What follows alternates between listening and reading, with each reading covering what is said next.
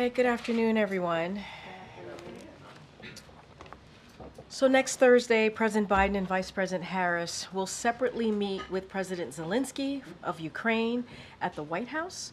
They will discuss U.S. support for Ukraine in its defense against Russian aggression and Ukraine's strategic planning.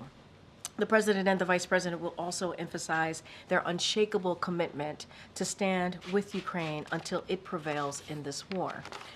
Earlier today, the President addressed the Economic Club of Washington, D.C., where he discussed the important moment our country has reached.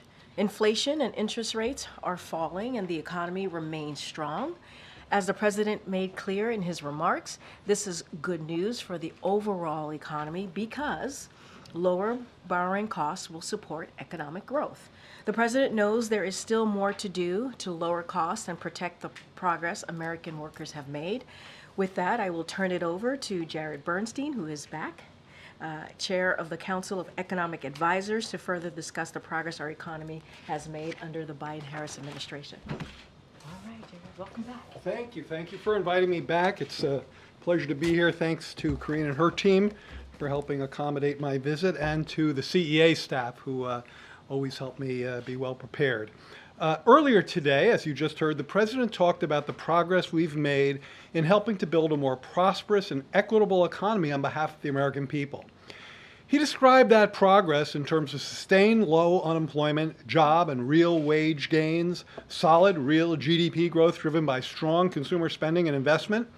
He talked about the optimism embedded in the record 19 million people who have filed to start small businesses, the unsnarling of supply chains, the record energy production, the investment in key sectors of domestic production like clean energy and chips to ensure America's position in the global economy. And he marked this moment in our economic progress by citing the actions taken by the Federal Reserve yesterday to lower the benchmark interest rate they control, an action that will help lower the borrowing cost for homes, cars, credit cards, and borrowing to start or build a business.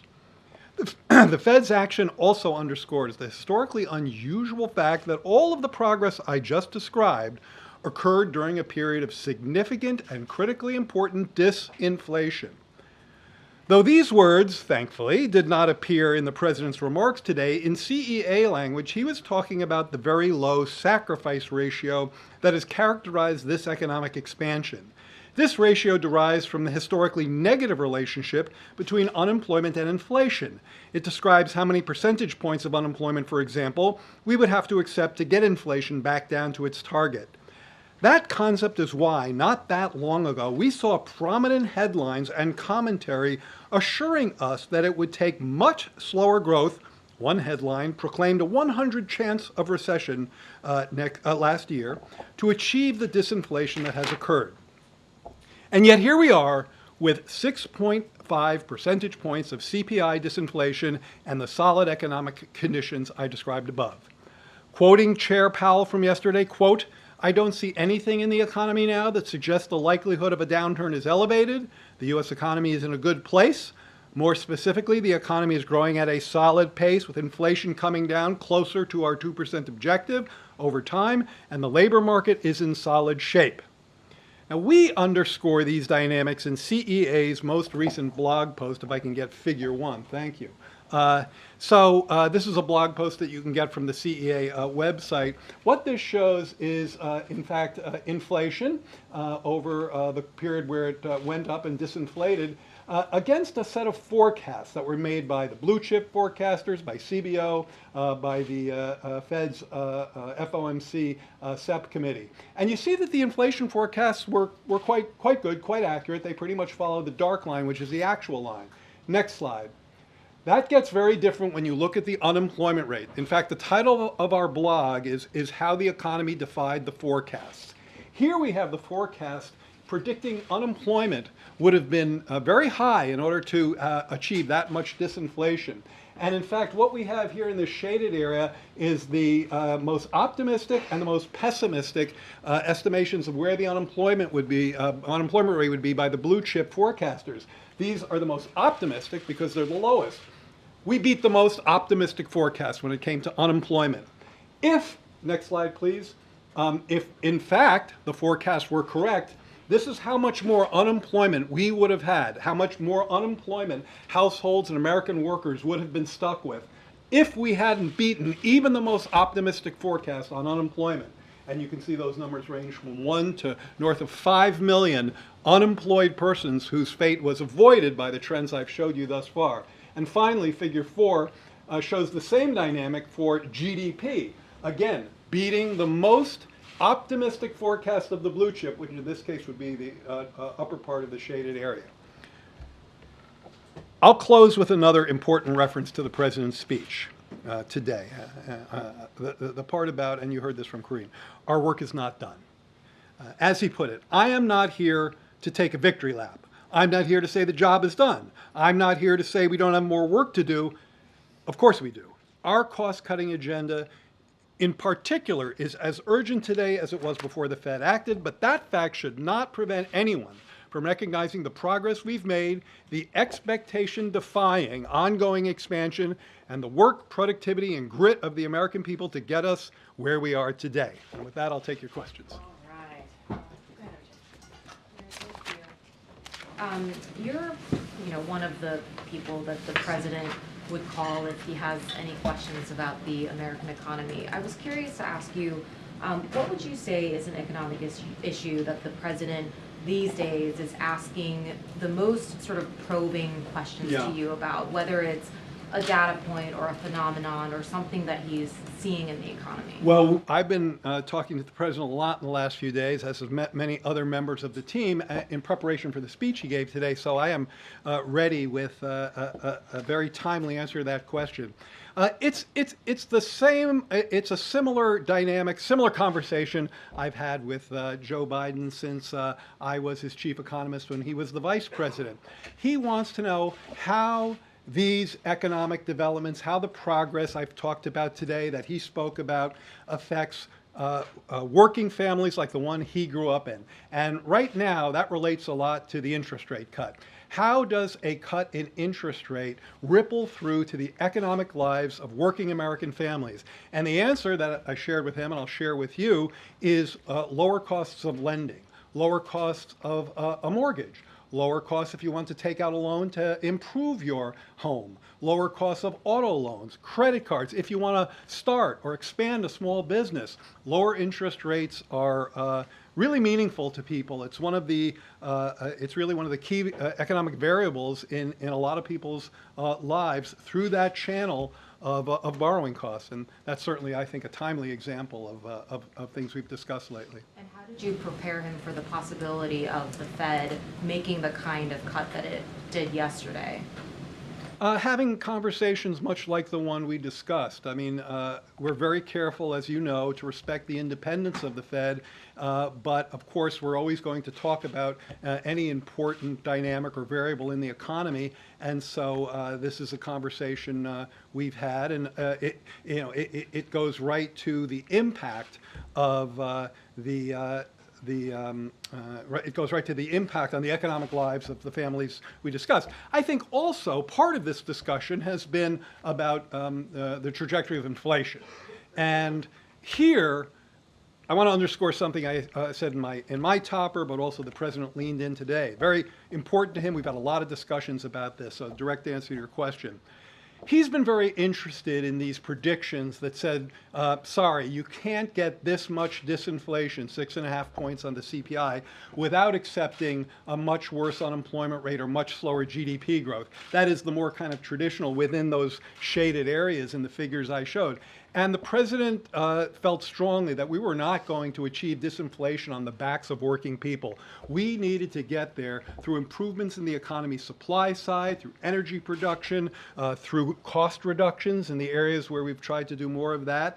So maintaining the strong economy on behalf of working families while getting to lower inflation has been essential for rising real wages and incomes, and that's what we've seen.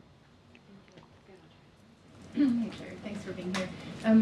One of the issues that has still proven to be very difficult is getting housing prices down. Can you walk us through, do you have any kind of numbers to put on housing prices and the the importance they play within the CPI bundle in terms of, now that we've had the interest rate cut, how much more is it, our housing prices going to come down? And then I asked this question yesterday, but I want to ask you again. I mean, with the escalating tensions in the Middle East and the possibility of a broader regional war growing, how do you assess the impact on prices, both in terms of oil and other factors? Okay, so on housing prices, you're very much correct that the CPI, as well, the CPI in particular, but the index I was showing earlier, which is the PCE different index, they have heavy weights for housing, CPI in particular. In the CPI, the housing weight is, I think, around 35%. It's shelter is the single largest weight, I believe, in the CPI. And so it's very impactful. And one of the ways we showed that in a recent blog that we did, which I think, I commend to you because we really dive into your question on the CEA website, is we pointed out that if you look at core inflation over the past year in the CPI, that's inflation without energy and food, 3.2%. Core inflation CPI without shelter, half of that, 1.6%. So it really gives you a flavor of how heavy that weight is. Now, there are two things going on with housing prices in the CPI. One is cyclical or mechanical, and the other is, or maybe call it, something, well, one is cyclical or mechanical, and the other is structural. So the mechanical part is that as rental inflation has rolled over, and it really has, I mean, the inflation of rents was highly elevated. It's now back to levels that we saw pre-pandemic, and this is rental inflation now, not the price level, but the inflation. As that has rolled over, most CPI analysts have expected that to filter into the index by now. We haven't seen that. It's a bit of a head scratcher. I think Powell talked about it yesterday. He referenced that the other part of shelter costs, owner equivalent rent, which I won't get into the details, that's been coming in stronger than expected. So, but simply based on the mechanics of the lags and the rollover in rental inflation, we still expect that to show up as easing in the CPI's housing component. But much more important from our perspective, and from the Biden administration, I'd say the Biden-Harris administration, because Vice President Harris has ambitious plans, is to deal with the structural problem. We have a 15-year in the making shortage of affordable housing in this country. 15 years in the making, millions of units shortfall. And this is a market failure. And when there's a market failure, even the most classically oriented economists believe that there's important space for government intervention. And Vice President Harris and President Biden have, I think, very important, and in many cases tried and true, policy measures that would help reduce that shortfall. Expanding the low-income housing tax credit, subsidizing developing and building in ways that would make those deals, that make those developments pencil out in a way that they don't right now.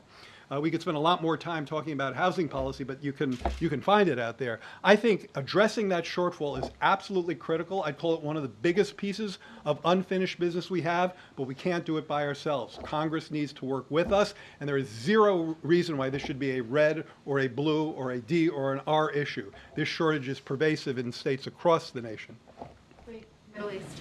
On the Middle East, so when it comes to geopolitical conflict, there are other people who can stand up here and talk about that with more authority. What I'll say is, from an economic perspective, of course, we monitor that very closely, but I think it's instructive, important, and in the context of my discussion to you today about how working families are doing, the breathing room that folks have been getting from low gas prices at the pump relative to where we were a year ago is really remarkable, especially when you consider the extent of geopolitical conflict in an area where an area of the world where energy is often produced and shipped. And this morning the gas price was $3.22 a gallon. I believe that's 68 cents per gallon down from where it was a year ago.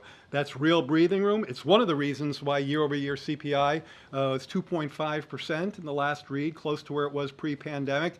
And we think that's an important piece of breathing room. We would also argue that the president's fingerprints have been on that, both whether it's a matter of the release of the strategic reserve, but also record energy production from all sources. The president, in his remarks about an hour ago, said that he had never spoken with the Fed chairman since he's been in the White House. That's obviously not true, being net in the Oval Office in 2022. Can you clarify the president's remarks there and why did he say that? Sure. The president was saying that he has not spoken to Chair Powell about interest rates. He did not pressure Powell and has never done so. And in fact, in the speech today, that was in the section about Fed independence and about the importance of respecting and honoring that independence. It's obviously a stark contrast with our predecessor. Never has the president spoken to Chair Powell about interest rates as president. Never has he pressured him. And the reason for that, and I speak to you now as an economic historian, is that countries where that independence have been compromised, economies where that independence have been compromised, have been brought to their knees by inflationary pressures time and time again. So by respecting the Fed's independence, the president has done a very important service and has made a real contribution to where we are today. But he spoke an hour ago, is that what you're saying? The president was saying he's not spoken to Chair Powell about interest rates as president. That's certainly what he meant, and he certainly didn't pressure him in that discussion that occurred in May of 22. Thanks, Jared. So this rate cut is colliding with presidential politics. At what point do you think Americans will start to feel the broad economic improvements that come with this rate cut? Would it happen before the election? Well, let me start with the political reference. I'd like to quote from you from a Wall Street Journal lead editorial a couple of days ago. Quote, "We don't agree with those who say a cut in rates this week is political or intended to help Kamala Harris." Now, I don't think the ed board of the Wall Street Journal is associated much with Democrats or liberals, so I take that as a statement that I very much agree with on the non-politicalization, I don't know how to say that word, on the on the fact that what Chair Powell was doing was monetary policy, not politics. Now, your more relevant question is about when people start to feel these interest rate cuts, right? That was the other thing you asked. Interestingly, the first part of that answer is already. Because of the priced-in dynamics, that is, the mortgage rate, we talked about housing a minute ago, you go back a few months, it was 7.5%. As of this morning, it was 6.1, I believe, 6.15 if I'm remembering correctly.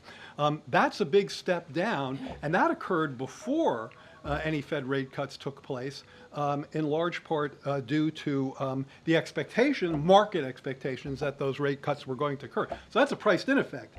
Now then there's the dynamics in in auto loans, in credit card loans, in business lending, and that can take anywhere from weeks to months to quarters. I think Powell talked about it rippling through. So that occurs with more of a lag, but some of it's already priced in. And do you think the Fed waited too long to cut rates? I'm not going to comment on Federal Reserve monetary policy. Yeah, thanks.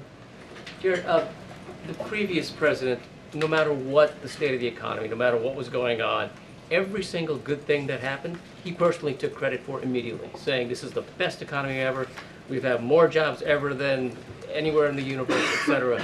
Should this president have done the same thing in order to cheerlead more and get people more excited about the state of things?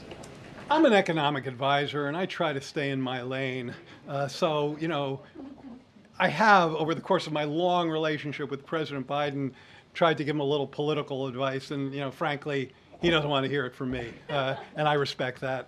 But let me say the following, what your question makes me think. I think that where I go with that is what measures has President Biden taken wherein those policies help to lower inflation, help to tackle some of its causes, help to get us where we are today? Because I think that's actually an important part of this explanation. One of them we already talked about. By respecting the independence of the Federal Reserve, after his predecessor predecessor repeatedly criticized the Fed and undermined its independence. Simply by respecting that independence, that helped give them the space to do the monetary policy they believed to be needed to get us here. As I mentioned again, and he cited this in his speech today, he unleashed record energy production to lower gas prices. He brought together, this is one of my personal favorites, he brought together business and labor to fix our supply chains. This is the unsnarling of supply chains that was so important to the disinflation. And one of the charts that we highlight a lot at CEA is if you look at measures of supply side snarling, supply side constraints, and you plot them against the commodities or the good components within the CPI, they track each other very closely. In fact, I'll make sure to put that up on my Twitter feed, EconJared46. Give me a follow.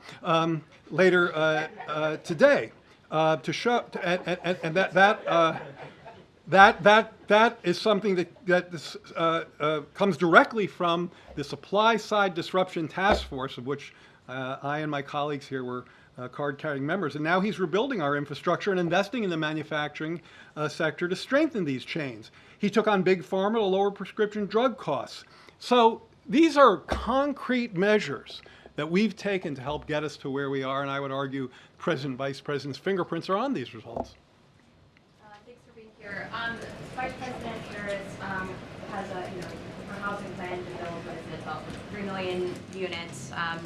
Should she become president, and should that legislation gets passed, how important would you say was the rate cut? Should her plan see the light of day? How important was it for the Fed to start lowering those rates? I think when without getting into, again, the Fed's monetary policy or where they're going with interest rates, my initial comments about how important lower interest rates are to consumers certainly applies to people with a mortgage, looking for a mortgage, thinking about refinancing. I actually think it's a pretty different bucket relative to the housing supply policies. I'll say more about the 3 million units. I'll say more about that in a second. But one thing that I think and hope will happen is that there are a lot of people, and actually Paolo talked about this as well, but we've been talking about this for a while. There are a lot of people locked into their current mortgages, okay? They want to move. You know, I've heard stories about divorced couples that want to move, but they're stuck in their house together because they have a 3% mortgage, and what's out there in the market has been a lot higher. One of the things I think we see when mortgage rates start coming down, and I've talked to a lot of experts to try to figure out what that number might be, is the unlocking of that lock-in effect. Now, that doesn't necessarily lead to a lot more housing supply the way her or the president's policies would, but it does create more churn. And people who are stuck in a starter home, they move to a different house, and that starter home becomes open, and that's the first rung on the ladder for families trying to get build their wealth through home ownership. So that churn is actually, I think, would be quite helpful, and as mortgage rates come down, we expect to see that. When it comes to building 3 million affordable units, again, I won't go through the policy description I did a minute ago, but I will talk about one, the low-income housing tax credit, of which expansion is a big part of both her and the president's agenda. Expanding LIHTC, which is a tried and true program for building affordable multifamily households, so this is on the rental side of the equation, is a policy that the banks like because they buy the credits from the developers like it because it makes the buildings pencil out, and housing advocates for low-income renters like it. That's a pretty rare triumvirate. So expanding LIHTC is a great idea, as is, I mentioned earlier, a set of subsidies and tax credits to make building affordable housing pencil out in a way that it does not do so now. We also have some measures that help ease some land use restrictions. I won't go into them now in the interest of time, but I think we have a powerful agenda in that space. Thanks, Jared. Last night, the former president proposed a temporary cap on credit card interest rates at around 10%. Is that something that the Biden-Harris administration thinks is a good idea? I think that happened today, or what did you say? I thought it happened last night. Okay, maybe it happened last night. So I haven't had a lot of conversations about that yet with my colleagues, and I would wait before that. I will say the following. I think you have to be careful with things that people throw out there without a lot of thought or consideration. You have to think about what kind of impact that might have. There's risk factors that go into that kind of a policy that might make it harder for a lot of people who need credit to be able to get it because companies won't sell it to them. So I think you have to be careful about unintended consequences. What I will say is that this administration has taken a very forward-looking and very, I think, pretty deep run at many of these issues, helping to lower credit card fees, helping to make for one of the, I think, most effective consumer financial protection bureaus, something that the Trump administration consistently tried to shut down and gut. So when it comes to protecting consumers, this administration, I think, has a track record that isn't just about, throwing off ideas that may or may not be effective. Jared. Two quick questions. One, the president in his speech today said that he expects interest rates to continue to fall. What gives him that confidence? I think what the president said was a reference to the SEP, the Survey of Economic Projections that comes out with the Fed report yesterday, where they put where members of the Federal Open Market Committee put where they think interest rates are going. So he was simply referring to the published SEP. The Congress is going to have to, before they leave, pass a short-term spending bill of some kind. That there seems to be talks between 3 months and 6 months. Does the council have a preference for kind of how that's worked out, how long it lasts? I think the way we would put it from the council and probably from the administration writ large is that, well, let me tell you where we would put it from the council. So we are at an economic moment that I hope I've conveyed to you today is unique, is strong, is leading to real wage and income gains, disinflation amidst strong growth, lower inflation, lower interest rates, wages and incomes growing. This is a solid economy. You heard my quotes from Chair Powell yesterday. And it's an economy that is getting back to the kinds of conditions that we've wanted to see for a long time. Making an own goal kick in that economy is not only a bad idea, it's malpractice. It doesn't, it's not like it's not like government shutdowns, send the economy off a cliff, but they are a negative. They do lead to losses. Now, sometimes those losses are made up on the other side of the shutdown, but there is no reason for us to go through that. There's never a good time for that own goal kick, and it's particularly bad now.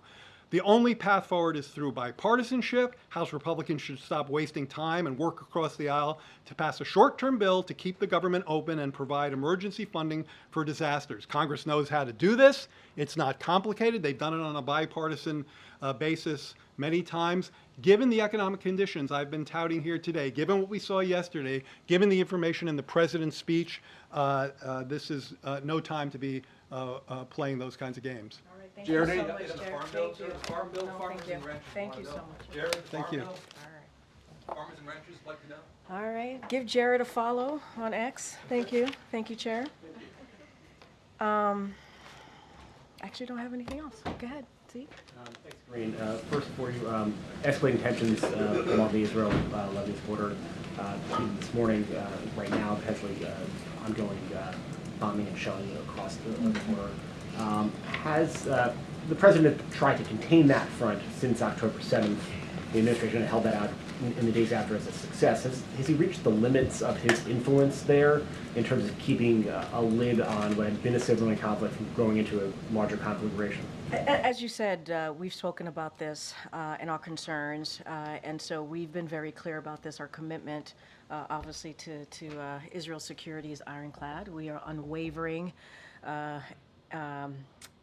waving against all Iran-backed threats, including Hezbollah.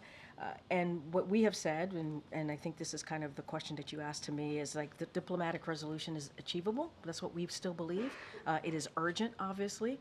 The conflict along the blue line has gone on for way too long, far too long, and it needs to get to a resolution quickly. And so we're going to continue to do that, continue to have those diplomatic conversations. We continue to work on a ceasefire deal. We believe that is the way way forward in calming and lowering the temperature there, and that's why we've been working around the clock to get that done. But we still believe a diplomatic resolution is the way forward here. We still believe that it is possible, and obviously the urgency continue to be that. The president's top representative was in the region a day before those pagers all started exploding. It seems that the U.S. influence, the president's influence, seems to not really be working or is not having an effect. I mean, look, I don't agree. I mean, you started off saying that we did have some some influence there in the beginning. I know, but you did say that it was working in your question to me seconds ago. Look, it doesn't stop from the fact that the president wants to see a diplomatic resolution. He believes it's achievable. Obviously, it's urgent to get there. And that is going to continue. We are working around the clock, as you said. We've had the president's White House officials have been in the region, continuing to have conversations about getting to a ceasefire deal. We're continuing to work with Egypt and Qatar, and obviously also Israel to get there. It is important that we get to that to a deal where we can get hostages home, where we can end this war. That's what the president wants to see. He has said that himself, and also get that much needed, continuing to get that much needed humanitarian aid into Gaza. And so it's not going to stop us. It's not going to stop us from having continuous conversations, those diplomatic conversations as been stating. And so we're going to stay steadfast. We're going to be very focused on here with this. And so we are going to continue to work on these alternative diplomatic solutions so that we can create conditions there that for displaced Lebanese civilians to go home in the south, and also for Israeli civilians to go home in their north, and I'm talking about the blue line, obviously. A different topic: the president's hosting the Quad Summit in Wilmington, Delaware. We also understand that he's hosting bilateral meetings with those world leaders at his private home. And what we currently understand is that the press will not be allowed into that bilateral meeting. Can you explain why that? This is the administration that held itself out as the most transparent in history, and that is not transparency. Okay. Let's talk about the other things that are happening over the course of the Quad Summit.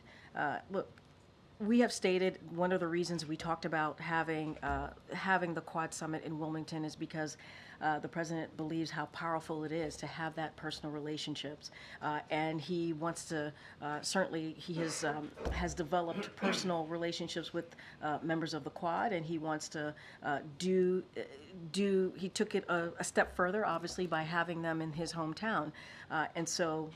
Diplomacy he sees as personal, politics is personal, foreign policy is personal, but we do believe there is going to be plenty of opportunities for press to have access. And I'll just to walk through a couple of things that we are going to be providing, and the availability that you all will have. The Quad will have extensive press access and will be covered by all four countries' pools. There will be 3 individual leader greets at Archmere Academy, where the president attended school. There will be a Quad family photo. There will be 2 major events, including a leaders level meeting of the Quad at a Newsy Cancer Moonshot event. And press will also see all of the leaders depart on Saturday evening after their intimate leaders dinner.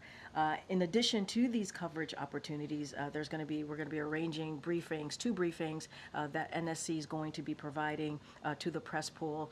It's going to be NSC folks who are focused on the subject matter, who will be available to all of you and answer some questions. And so I think that's going to be really important. Look, this is a private dinner. This is continuing the personal relationships that he has, fostering those personal relationships that he has with the leaders of the Quad. But there's going to be many other opportunities for the press to see exactly what's happening, to see some handshakes. We're not going to see those private dinners. We're not going to see those bilateral meetings at his house. I mean, when President Bush hosted foreign leaders in Crawford, the pool was invited. When President Trump hosted leaders at Mar-a-Lago, I also didn't mention a press conference. Yeah, and for this particular Quad Summit, we're not going to have a press conference. We don't have a press conference for every leader summit or event that we have. In this particular scenario, when it comes to these private meetings, there won't be. That's going to be at obviously at his home. We're not going to have access there, but there are plenty of other opportunities where we believe that will be very fruitful for the press. There's going to see some opportunities to see the president engage with the Quad leaders, and I think that's important too. Thanks, Karine. The FBI and other U.S. intelligence agencies said that Iranian hackers sent stolen information from the Trump campaign to individuals associated with the Biden campaign. This is before President Biden left the race. So was the president made aware of this at the time?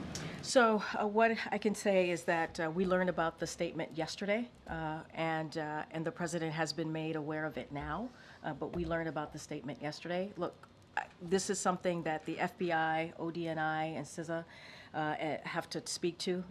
They put out their statement, so I would refer you to them specifically. But more broadly, what I can say about this is that no foreign government like Iran or Russia are actively seeking to influence in our elections.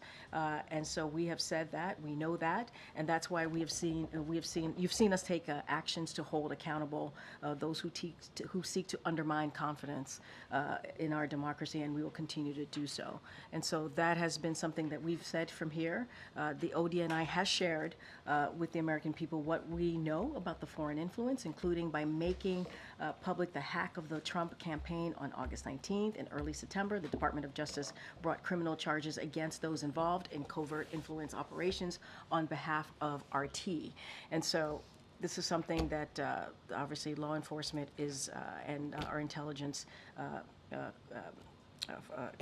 community is focused on, and so they're better to certainly speak to it directly. Share what information was in those emails, and if the president has been made aware of the information in those emails? That is something that they could speak to. The president has made aware.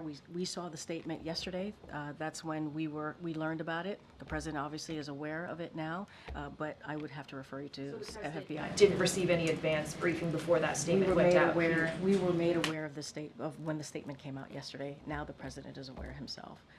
I would have to refer you to FBI, CISA, and ODNI. And just shifting gears a little bit, in general, what is the White House's view about the attacks in Lebanon? We're talking about exploding walkie-talkies and pagers in crowded civilian areas, children dead, including thousands injured. What I will say is my NSC colleague was here yesterday. You all asked him multiple questions about what occurred.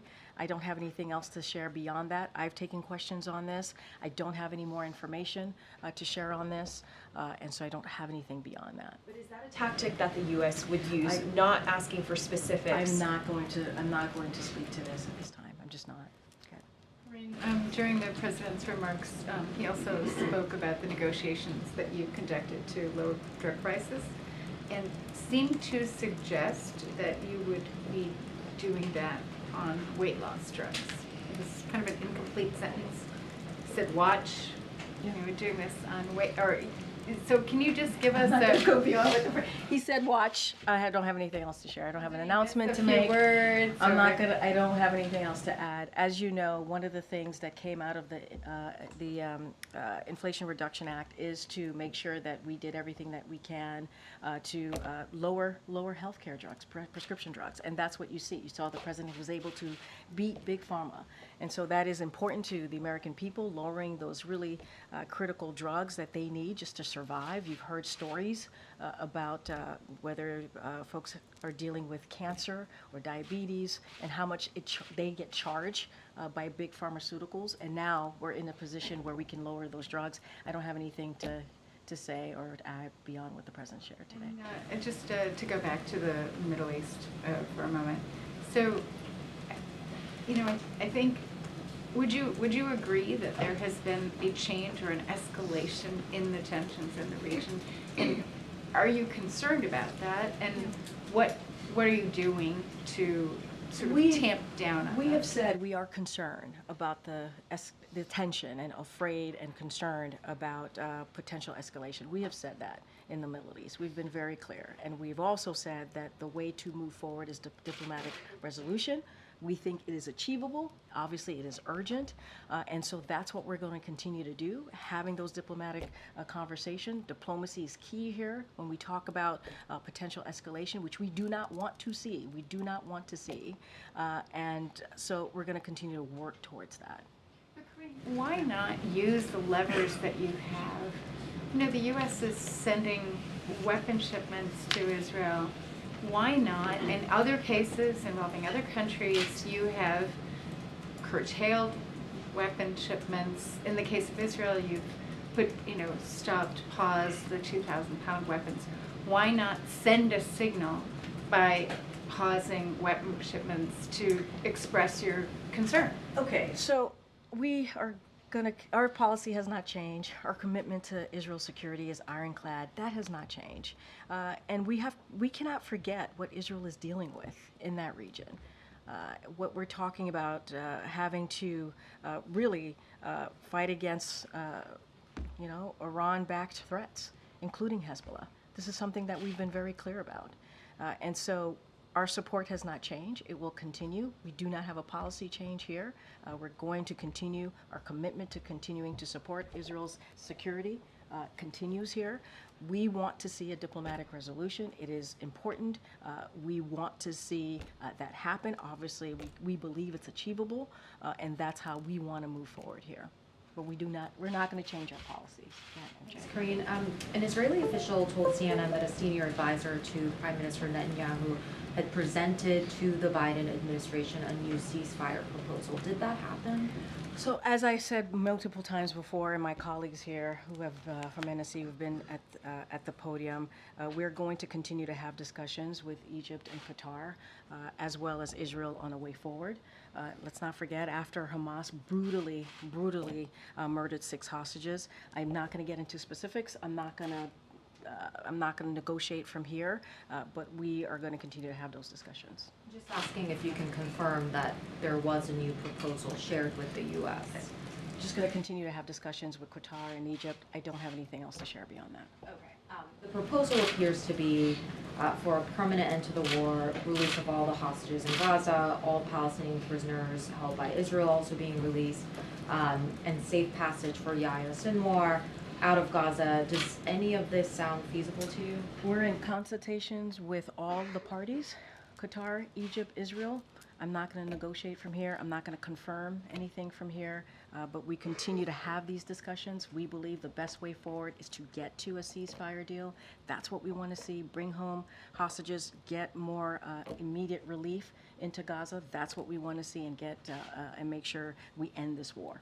And that's what we want to see. And just finally, next week, the president and the prime minister are not meeting in New York City around UNGA. Why is that? I don't have anything else to share beyond what we've shared of what we're going to see with the president. If we have more information to share on who the president's going to meet with, any other world leaders, we'll certainly share that with all of you. Reported that they're not going to meet, so I'm just asking. I don't have anything else. As you know, when it comes to the Prime Minister of Israel, he and the president have had multiple conversations over the course of almost a year now. They've met a couple of times. I just don't have anything to share beyond reasoning as to why they're going to meet, if they're going to meet. Don't have anything else to share. Okay, Danny. Thanks, Karine. You said that the president believes that a diplomatic solution is achievable. What on earth gives you the reason to believe that? I mean, what evidence is there that despite all these, the pager bombings and the now airstrikes today, and Nasrallah saying it's a declaration of war, what is there that makes you believe that? Makes the president believe that? Because the president continues to believe that we have to be optimistic, and diplomatic resolution is the best way. When we think about foreign policy, when we think about these type of relationship, having diplomacy, having those conversations is critical, is key. And the president has been successful in doing that in the past 3.5 years. So that's what he wants to see. He believes that is still achievable. He believes that is still achievable. We are not saying that we don't have concerns. We do not want to see escalations. We are not saying that the conflict that we have seen, it truly has, along the blue line, has gone for too long. We are acknowledging that. We're going to continue to have this diplomacy. It is important to do so, and that's the way we see, this president sees moving forward. Yeah. The First Lady will be traveling to Mexico October the 1st. To attend the inauguration event of Claudia Sheinbaum. Vladimir Putin is also invited to the event. Is that potential encounter something that worries the White House? No.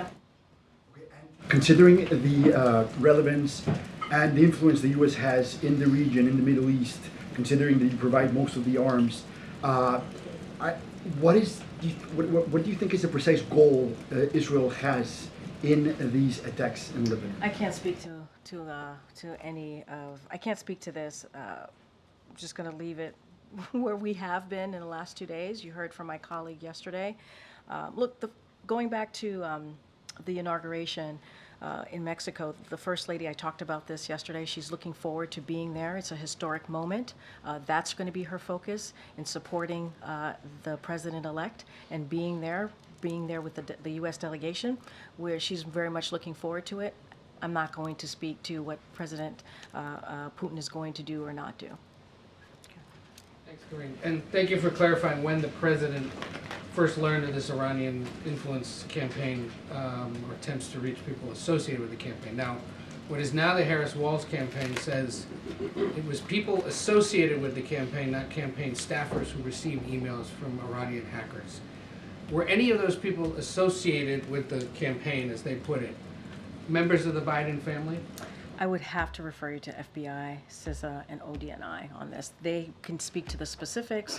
I would also have to refer you to the campaign. And, well, that's the thing. Yeah. He's not a member of the campaign anymore, and apparently these people weren't either. That's why we're asking you here at the White House. And this is something that the FBI, CISA, and ODNI can speak to. I cannot speak to that from Whether any here. of these people were White House officials who weren't on the Wilmington payroll at the time, being contacted through their personal email, you couldn't say. You have to speak to FBI, ODNI, and CISA on this one. Regarding the Quad, is the Vice President attending any of the meetings on Saturday?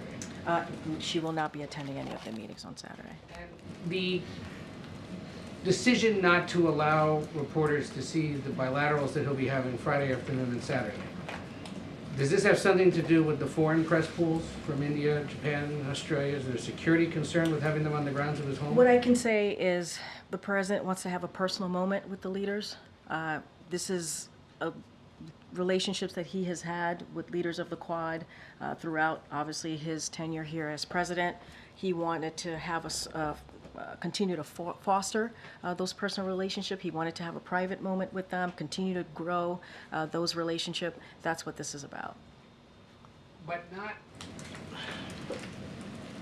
The fact also that he's not having a press conference around this, was that a request of any of the other governments? I can't speak to private conversations that our folks at NSC are having with the different countries. I don't have anything to add to that. What I want to say is, it is important to him inviting them to Wilmington, his home state, his home city, his home state, obviously Delaware. It was important for him to have these personal touches. It was important to him to do something that he hadn't done before. Bring him to his home, bring him to his home city. But there's going to be plenty of opportunities. It's not like we're not allowing all of you to see many other things that are going to develop throughout the day. I mean, I just went through them. A Quad family photo. He's going to take them to his high school. You all are going to be there. There's going to be some really important announcement about Cancer Moonshot. You all are going to be there. There's going to be an opportunity to see them when they leave on Saturday as well, depart. You'll see him saying goodbye to the leaders on Saturday. There's going to be, but can you also appreciate, I hear you all, but can you also appreciate that we have created other opportunities? There is this one. They're called photo ops. That's what you've created. They're not a press conference, which we would prefer. And what I was Go ahead. going to suggest is what baffles people in this room, especially for those who are watching this and wondering why on earth do we harp on these kinds of things. What baffles us is this is a president who from day one committed to be the most transparent president possible, who has given speeches at various events saying that he stands for and respects the freedom of the press. And here is a great opportunity to stand with the leader of the world's largest democracy, India, and two other key democracies, who are from a region of the world that is struggling to maintain democracy.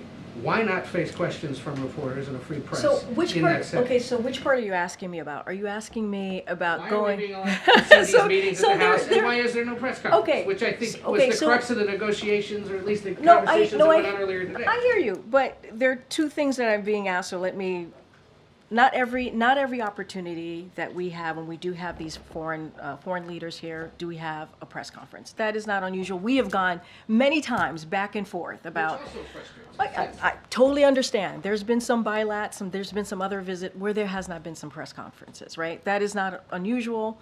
We've had conversation. Excuse me, I'm not speaking to you. I really am not. Let me have my conversation with Ed. Thank you. And so it is not unusual for us to have this back and forth and talk about why it is happening or not happening. So that is, I'll put that there. The other part is this is an opportunity for the president to have a personal moment with the leaders. We have created other opportunities for you all to see him with those leaders, standing with those leaders, shaking hands with the leaders, giving them opportunities to see his high school, right? Places where that he's very much connected to, that you all will see. He's going to make a really important announcement about the cancer moonshot. We believe, and I know there's a difference of agreement here, right, is that there's going to be plenty of opportunities for press to have access to see him with these other leaders. And so we have made sure, and I think people actually care about photo ops. Photo ops are indeed important because and maybe there'll be questions taken during those photo ops. You never know, right? But a formal press conference on this trip is not going to happen. With this particular event is not going to happen. We have gone back and forth on many other events, so that's what I'm saying is not unusual. We wanted to make sure that there were plenty of press access throughout the day, and we believe we have done that. And let's see how the day goes. Let's see how the day goes on Saturday. I just wanted to be there when Modi gets to see the Corvette, that's all. But I Say that, I'm sorry, somebody was talking I said we want to be there when over Modi radio. gets to see the Corvette, that's all. Oh, the Corvette. On an unrelated matter. Yes. The Republican gubernatorial candidate in North Carolina apparently is not dropping out despite pressure from his party and some pretty salacious news reports. I'm just curious if the president is tracking what's been going on there, or if the So, White House has any other comments. as you know, the president was making this really important economic speech. I haven't had an opportunity to talk to him about this particular event that just occurred. I haven't really seen the stories. I've seen, I've heard from my staff about a little bit about this. What I can say, and I want to say off the top, is that, anti-Semitism is never acceptable. It is wrong. It is wrong. And so we have to be really clear about that.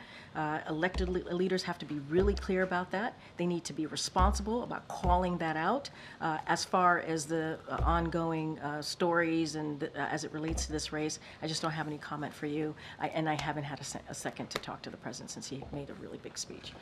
Go ahead. Thank you. Two questions, one related to kind of your topper about Ukraine.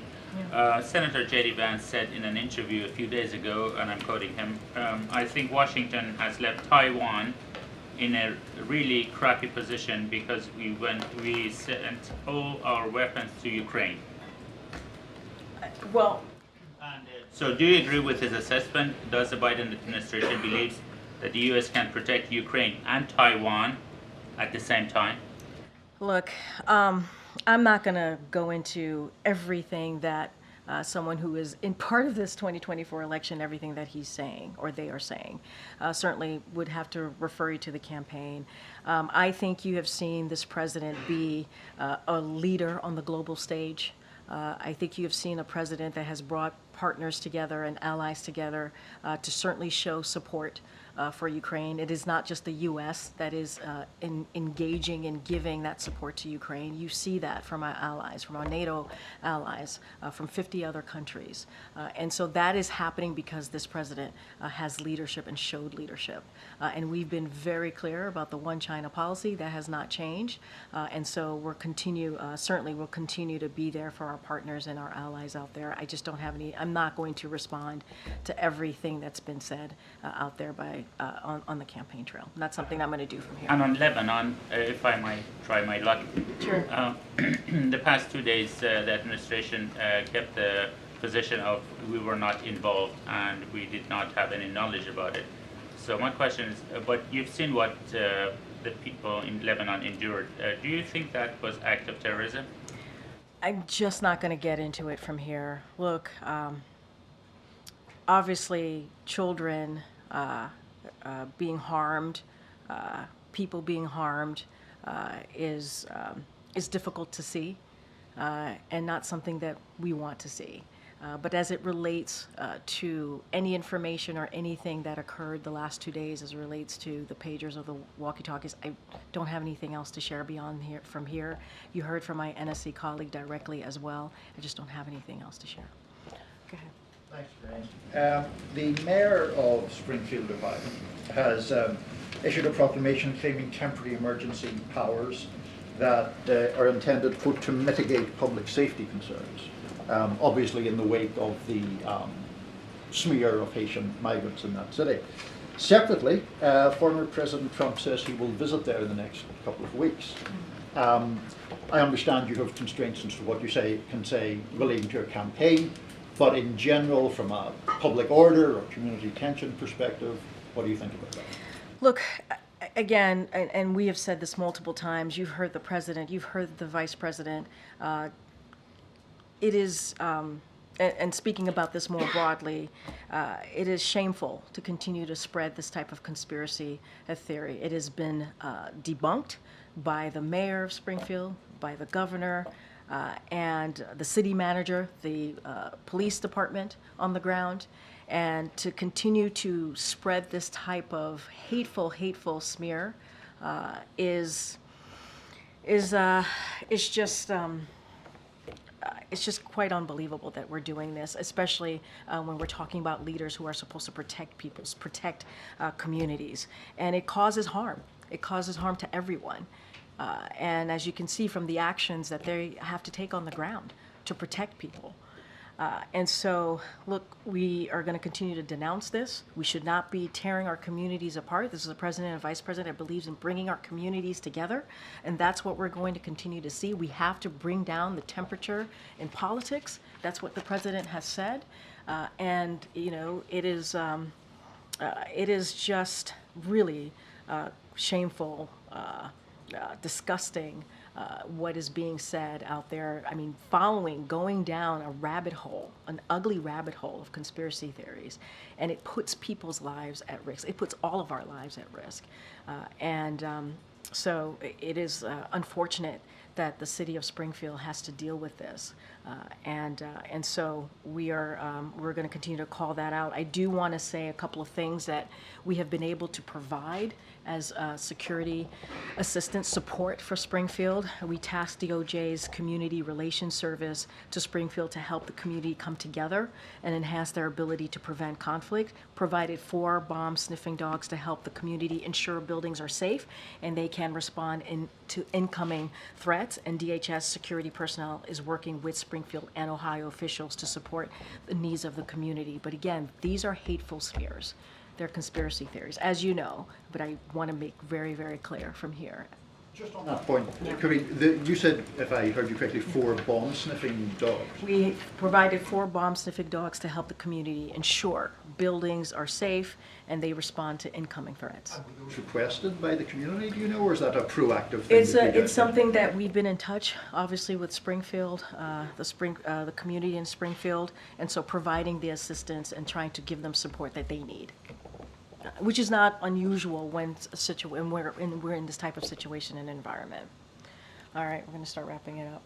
Go ahead, Kate.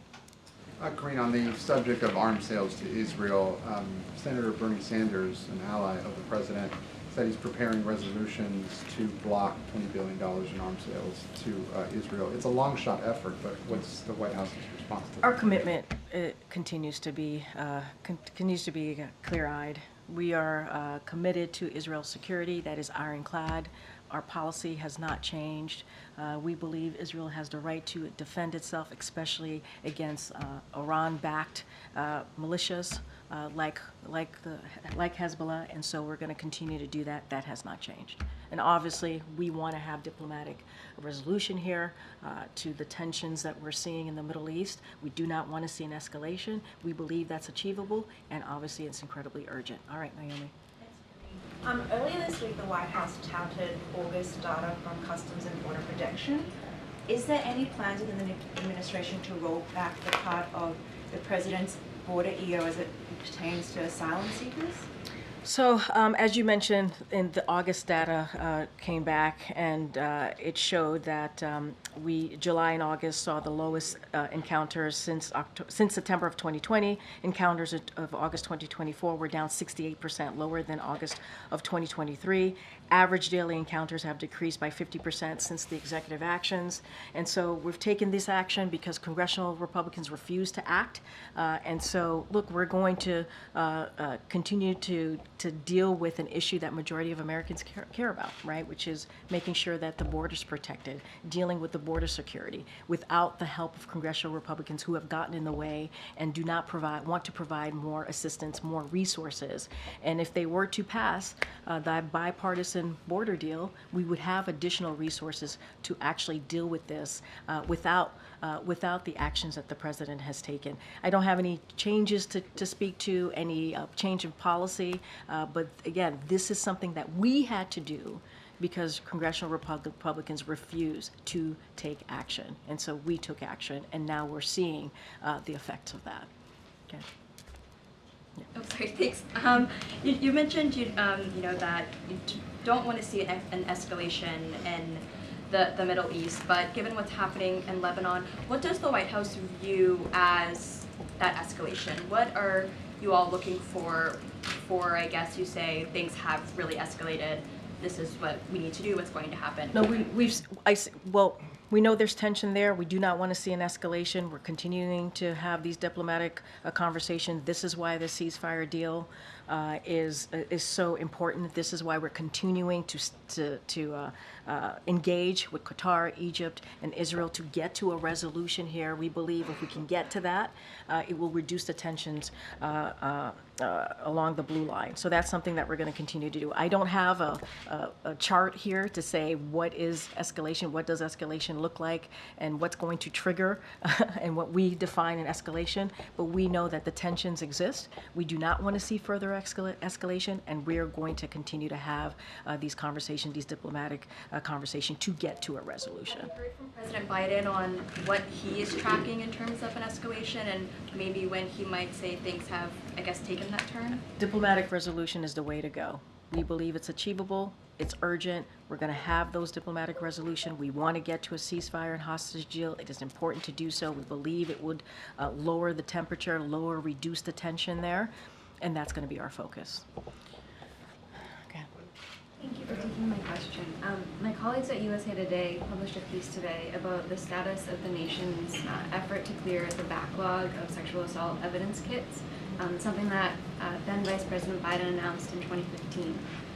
There have been 100,000 kits tested, $350 million invested, and only 1,500 convictions. Is he satisfied with the results of that initiative, and what more does the president want to see done to reform new and old cases are handled?